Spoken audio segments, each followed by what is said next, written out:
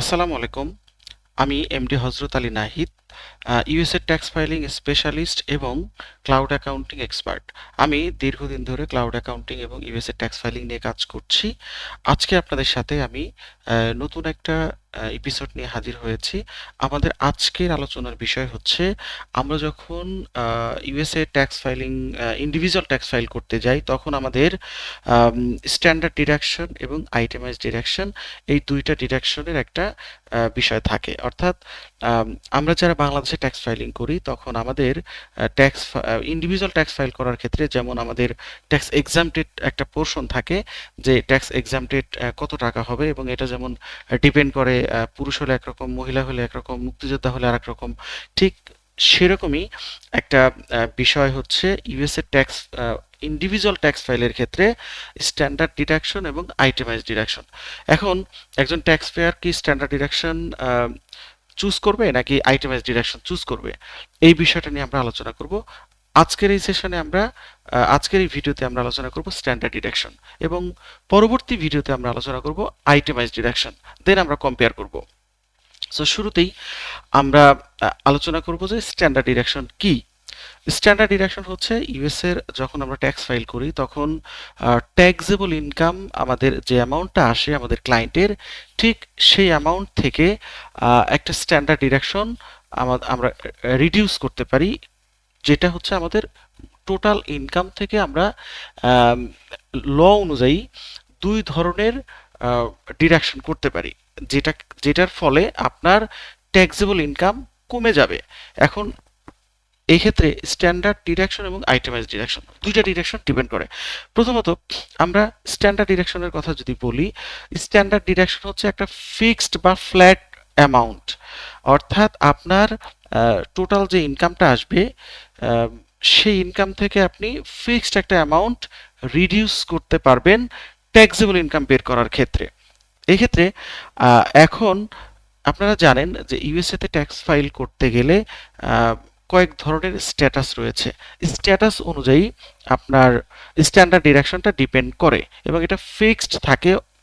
এটা যেহেতু আমরা আপডেটেড 2025 সালে ট্যাক্স ফাইল করার জন্য আমরা যে আপডেটেড যেই ডিডাকশনটা পেয়েছি সেই ডিডাকশনটাই আমরা এখানে আলোচনা করব। ফার্স্ট অফ অল, ইউএসএ তে tax file individual tax file করতে গেলে সিঙ্গেল ফাইল একরকম, ম্যারিড ফাইলিং জয়েন্টের ক্ষেত্রে একরকম, ম্যারিড ফাইলিং সেপারেটলি একরকম, হেড অফ হাউস হোল্ড একরকম, এবং কোয়ালিফাইং সারভাইভিং স্পাউস অন্যরকম।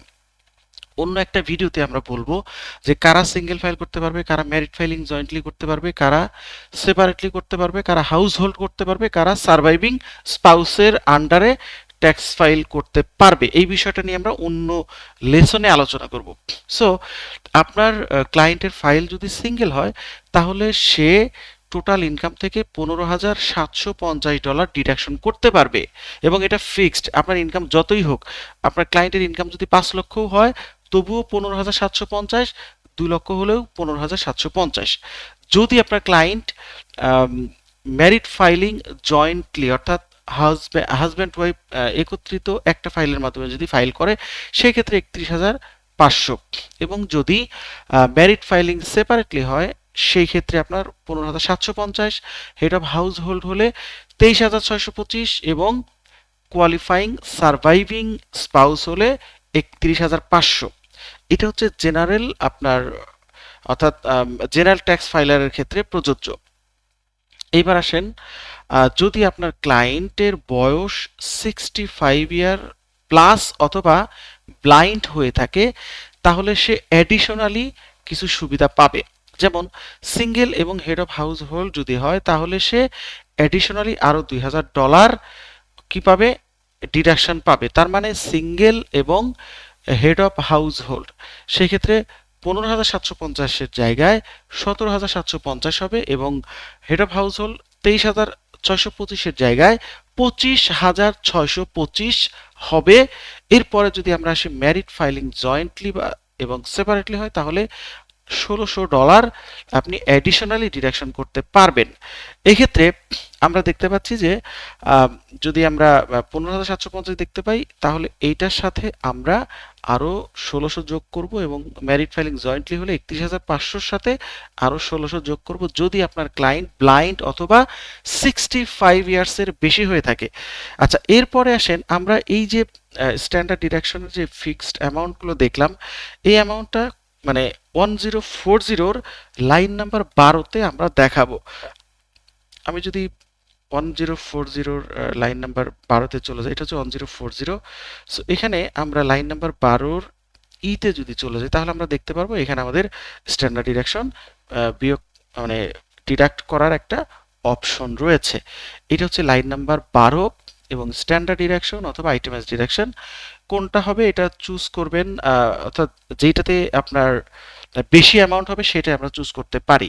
সো আমরা এখানে দেখতে পাচ্ছি 12-র ই কলামে আপনি এখানে 12-র ইতে যেটা আসবে, অর্থাৎ যদি আপনি স্ট্যান্ডার্ড ডিডাকশন ধরেন তাহলে সিঙ্গেল ফাইলের ক্ষেত্রে আপনার এখানে 15,750 এই অ্যামাউন্টটা আমরা মাইনাস করে ট্যাক্সেবল ইনকামটাকে আমরা কমাইতে পারি। সো এইটাই ছিল আমাদের আজকের আলোচনার বিষয়। আমরা পরবর্তী ভিডিওতে আইটেমাইজ ডিডাকশন কি এই বিষয়ে আলোচনা করব। সো ভালো থাকবেন, ধন্যবাদ।